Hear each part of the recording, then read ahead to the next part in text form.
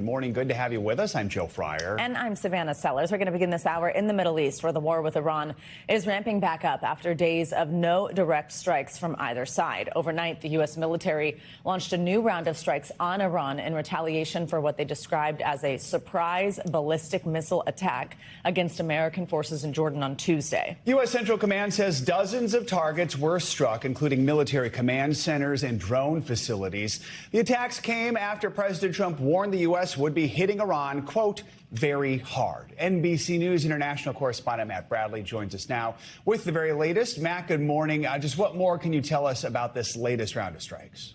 Yeah, that's right, Joe. So we heard, as you mentioned, from CENTCOM saying that they were attacking coastal surveillance, defense sites, maritime capabilities, though CENTCOM didn't give a precise number on the targets that were struck. Now, this appears to be attacks that are in retaliation for Iranian attacks against targets throughout the Middle East that had been in retaliation for U.S. and Saudi joint attacks on Iran-backed militant groups in the eastern part of Iraq, also known as the Hashd al-Shaabi, or the Popular Mobilization Forces. But these latest rounds, as you mentioned, they break something of a pause that lasted only for a couple of days after weeks and weeks of successive, basically daily fighting between the U.S. and Iran. And now it looks as though this is expanding the front lines. As I mentioned, Saudi Arabia had participated in those strikes against those Iran-backed groups in Iraq.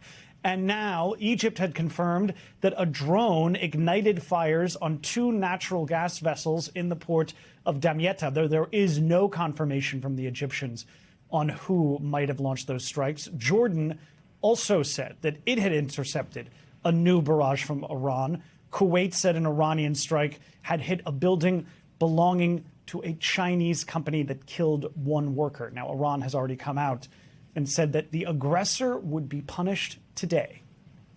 Matt, despite this increased fighting, President Trump is continuing to insist that Iran is ready to make a deal. What is Iran saying about that? Yeah, I mean, we've been hearing this constantly. President Trump saying that even as this conflict is going on, that they were ready to make a deal, that he was backing off in part, as I mentioned, that sort of break that we saw in just the past couple of days, that this was to try to give some oxygen to negotiations that Trump still seems to be optimistic could result in some sort of deal. The Iranians have consistently denied the optimism around some sort of deal, but not only that, they've also consistently denied that there was any real negotiations taking place on any real level that could lead to a resolution of this conflict. Now, we saw the Iranians launching those strikes against targets in Jordan, against U.S. bases. According to analysts, this shows that Iran really is trying to get the upper hand and assert, either to its own political, domestic public, or to the world, especially to the United States, that it had the upper hand and that it was not going to back down, particularly on questions of control over the Strait of Hormuz, that crucial and hotly contested waterway that is, the area that conveys about 20% of the world's oil. Matt, looking at a potential off-ramp here, sources tell NBC News the president's frustrations with his top national security officials over options to try and end the war. They recently reached a boiling point. What are we learning about these discussions? Yeah, no, what we're hearing is that President Trump erupted during a meeting last week with some of his top national security officials. He was yelling expletives, and this according to a U.S. official and another person who was familiar with the discussion. 2 other people familiar with these White House discussions on the war. They also said that the president has become increasingly frustrated, and this is all despite those public displays of confidence. Neither he nor his top aides have been pleased with what's been going on, according to officials. We have seen the president coming out speaking with Fox News yesterday in an expletive-laden tirade about how he was going to put it to Iran should they continue to launch attacks throughout the region. And we have heard from other reporting, particularly in the Wall Street Journal, that it was top senior officials within the White House who convinced the president not to launch a planned set of attacks against the Iranians, saying basically that the United States was running out of missile defense systems, which are crucial not just for the U.S., but for its allies in the Middle East to deflect these Iranian attacks and counterattacks, but also because it just wouldn't do much good. Frustrations on display. Matt Bradley. Matt, thank you so much. Well, in Washington, Todd Blanche's path to becoming Attorney General appears to be in jeopardy. That's after the Senate Judiciary Committee postponed a vote on Blanche's nomination over disagreements with Republican Senators John Cornyn of Texas and Thom Tillis of North Carolina. The GOP-led committee was scheduled to hold the vote this morning. NBC News political reporter Megan Brand joins us on this one. Megan, good morning. So why was this vote postponed? What exactly are Cornyn and Tillis concerned about? Hey guys, good morning. So the sticking point here is this settlement between President Trump and the IRS. That came after President Trump had sued the IRS over the leak of his tax returns. So in terms of what that settlement entailed, the Justice Department had created this $1.776 billion so-called anti-weaponization fund. Now, the DOJ has since backed off of that. They've said that they're not going to pursue that. But those two senators, Senator Cornyn and Senator Tillis, have said that they want assurances of that in writing. They want that to be formalized. Now, they also want another part of this settlement to be narrowed. Another part of the settlement was that President Trump, his family members, and companies would have some protections from future IRS audits. So they want some of that to be narrowed as well. So in terms of how the senators were talking about this yesterday, Senator Tillis had said that the Justice Department seemed to have agreed and provided assurances in terms of the anti-weaponization fund, but said that he still needs clarification on that audit part of the settlement.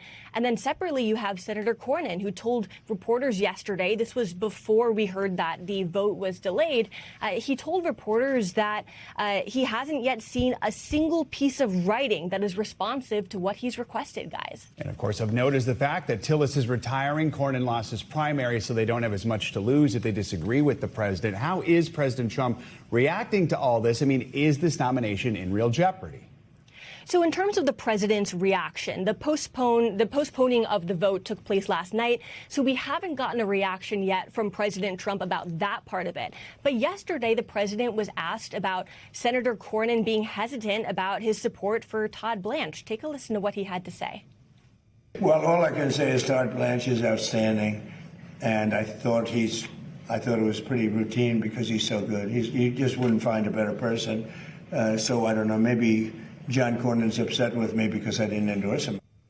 Now, as you mentioned, neither Senator Cornyn nor Senator Tillis are up for re-election. President Trump had supported Senator Cornyn's primary opponent, Ken Paxton. And so Senator Cornyn now won't be up for re-election, and Senator Tillis had decided not to run for re-election. Now, in terms of whether this nomination is in jeopardy, a Justice Department official had said yesterday that the department had sent Senators Cornyn and Tillis new language, that conversations were still ongoing with the senators to try to resolve their concerns. But right now, we don't have a timeline for when that vote could potentially move forward, guys. Megan, some other news here. The Federal Reserve, they left interest rates unchanged yesterday. That was expected. But talk us through the decision and what we did learn from new Fed Chair Kevin Warsh when we heard from him. Yeah, that's right. So this was the fifth time in a row that the Federal Reserve has kept the interest rates steady. But one interesting part of this decision yesterday came from three of these policymakers who voted to raise interest rates. This was the first time since 2016 that you had three policymakers voting in the same direction on policy related to interest rates. We also heard from Federal Reserve Chair Kevin Warsh yesterday in a press conference where one of the things that he emphasized to reporters is the Fed's goal of getting inflation to that 2% target rate. Now, he also discussed the process of how the members of the Fed were discussing and trying to evaluate their policy. He said that while there were different disagreements and different viewpoints and perspectives, he said that they were all eager to, in his words, roll up their sleeves and have a family fight, guys. All right, Megan Brand, thank you so much. Dr. Anthony Fauci is facing a new threat, this one coming from Capitol Hill. Republicans are now looking to hold the longtime public health official in contempt. It's because he invoked his Fifth Amendment right not to answer questions yesterday during a contentious Senate hearing on COVID's origins. NBC News White House correspondent Monica Alba reports from Washington. On the advice of counsel, I respect Dr. Anthony Fauci invoking his Fifth Amendment right more than 100 times. I respectfully decline to answer. Declining to answer lawmaker questions about his handling of the pandemic, citing what he called GOP Senator Rand Paul's unhinged obsession with prosecuting him. The sole reason he is calling me before this committee is to get me to say something, anything, that could vindicate his repeated public pledges that I end up, in his words, quote, behind bars, unquote. Fauci's attorney was removed after he interrupted the hearing to speak. Democrats defending Fauci. I fear the intent of this hearing is only meant to further a purely partisan agenda. All of it after Paul published more than 1,100 pages of Fauci's personal diary, including where Fauci gushed about praise he received from celebrities like Bono, Julia Roberts, and Barbra Streisand. Writing, "It is not hyperbole to say that today I am the most famous and talked about person in the country." You wanted to be on TV. You wanted to be the sun god of science. You could sit for InStyle magazine, but you can't answer questions for the American people. In one entry, Fauci also wrote about a phone call where he said he successfully convinced New York City's mayor to close schools. Republican senators grilling him over those COVID lockdown measures. Who the do you think you were for doing that? It is a total disgrace what you did to this country. Former President Biden pardoned Fauci for any potential offenses during an 11-year period before 2025. Our thanks to Monica Alba for that report. Senator Paul's committee plans to vote next week on holding Dr. Fauci in contempt of Congress, but it would ultimately be up to the Justice Department on whether to prosecute him. Let's get you to some weather news now, because it is another day of extremes here in the U.S. So depending on where you are, you could be either drenched or scorching.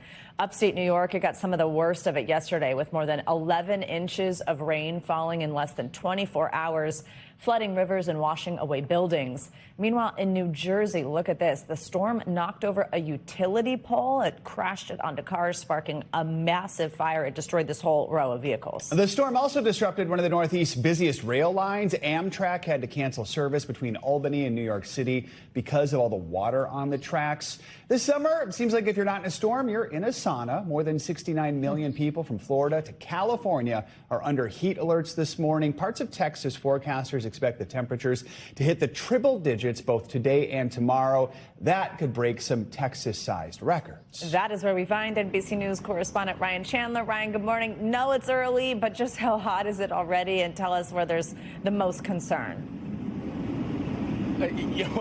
Savannah, Joe put it well. Storms or saunas. It really is a tale of two summers during this season of extreme weather. Here, the story is that heat. We can already feel that sweltering weather setting in with the sun not even over us in Texas yet. But just listen to some of these extreme temperatures that are forecasted for across the state. Houston, 106 degrees. Here in Dallas, it could get up to 102. Over in West Texas, in Abilene, 101. California, it's even worse. Palm Springs could see a feels-like temperature of 115 today. There are tens of millions of people experiencing this. It's not isolated just to one pocket, Savannah. I mean, it's more than 60 million people all the way from California to Florida that are waking up under extreme heat alerts. It's worth remembering that while it may not look dramatic, extreme heat is the most dangerous, deadly form of weather that the average American faces every year. So officials are urging caution as we make our way through this. No kidding. Let's bring it back to the East Coast. We saw these powerful storms move through the region over the course of a couple days. Tell us more about just the widespread flooding. Devastating images coming from the Northeast in that powerful system moving from Pennsylvania to Connecticut. Upstate New York got some of the worst of it. Some areas up there saw as many as 10 inches of rain in just 24 hours. We're all too aware of what that can do here in Texas as communities here also continue to recover from extreme flooding we've seen this month.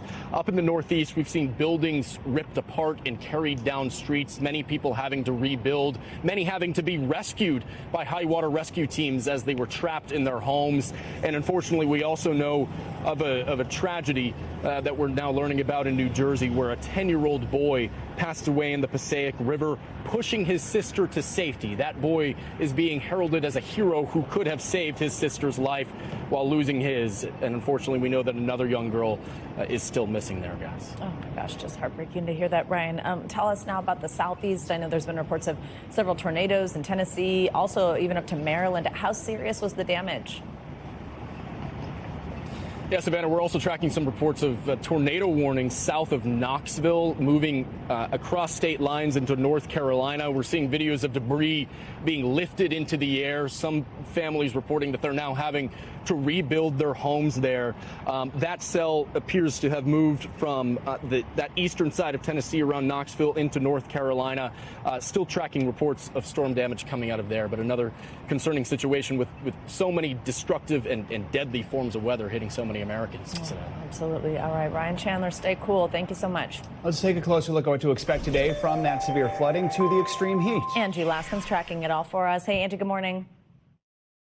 Hey, good morning. We are once again dealing with a whole lot of heat across the country, and you can see these heat alerts expansive from across parts of the Southwest to the Southern Plains and all the way to the Gulf Coast. We've got 69 million people under these heat alerts as we gear up for this heat dome, kind of really getting your attention when it comes to temperatures over the next couple of days. Today, 109 in Tucson. We've got high 90s for Albuquerque, 96 in Wichita, but feeling like 104. It'll feel like 106 in Houston this afternoon as well. Even as far north as Green Bay, temperatures topping out into those low 90s. So some late summertime heat still in place even as we get into tomorrow. It actually gets a little hotter in some spots. Phoenix at 115. Lubbock ends up at 101. Oklahoma City topping out at 101. Record highs are going to be likely across much of the Southwest, especially as we get into the weekend. Notice these highs in Los Angeles, 95 degrees. We've got 116 on Saturday in Phoenix. Even across parts of the Rockies, you're going to see temperatures well into the triple digits. Notice Salt Lake City, 105 for the start of your weekend. Meanwhile, better conditions across New England, but we're not fully done with this rain just yet. You can see we've still got some lingering showers across this area. All the flood watches have since expired, so we're not so concerned about that, but I wouldn't be surprised if there's some minor localized flooding in some of these spots as we gear up for a little bit more of this rain in the picture. That flash flood risk does extend across New England, parts of Maine, stretching down to Connecticut. It'll be isolated, but again, we received so much rain over the past couple of days that even another quarter of an inch or so could be problematic for folks. Big picture look otherwise today, it's hot and dry across parts of the West. Plenty of sunshine there. We'll see the heat and humidity, as I mentioned, across the South, and some of those severe storms for parts of the plains. That'll be something you deal with into the afternoon hours. More sunshine, though, from the Great Lakes stretching to parts of the Mid-Atlantic and the Ohio Valley through the day today. Back to you. All right, Angie, thank you so much. Well, in Europe, they are dealing with these extremes, too. But there's a little good news here. Firefighting crews say they are starting to get a handle on the historic wildfires that have been burning in France's wine country. Get this, it's thanks to help from farmers who live in the area. NBC News international correspondent Ralph Sanchez got the chance to go along with one of those crews. Here's his report. The battle to stamp out the raging wildfires in France is hanging in the balance. After 3 days of intense firefighting, crews here say they've stopped the flames spreading deeper into the iconic Bordeaux wine region. But the threat isn't over. We followed one of those teams deep into the fire zone. As you drive along here, it is just mile after mile of devastation. You can see this house completely burnt out, charred trees as far as the eye can see. Along this country road, the situation at first appears under control. But intense heat and strong winds mean that a single glowing ember can, in an instant, turn to flames. And this is the danger. This fire just came absolutely out of nowhere. It is so dry here. Dry kindling sparked. And now you can see there is this desperate effort to keep it from becoming something bigger. These are basically just pickup trucks with water on the back, doing what they can to douse the flames. Commander Mathieu Jamin says tracking small fires over a vast area is a difficult task. It's like candles. These little candles everywhere have to be stopped immediately. The professional firefighters supported by teams of volunteers, many driving their own vehicles into danger. Without these volunteers, we can't win this war. Some of them are local farmers trying to protect their fields. Others, like construction worker Kevin Garchan, just doing what they can. Are you getting it under control? The control of no. When we stop one fire, another one start over there. In neighboring Spain, the fight is just as intense. Temperatures reaching 100 degrees as crews try to contain the biggest wildfire in Spain's modern history. A monster blaze west of Madrid that has now burned an area larger than Philadelphia.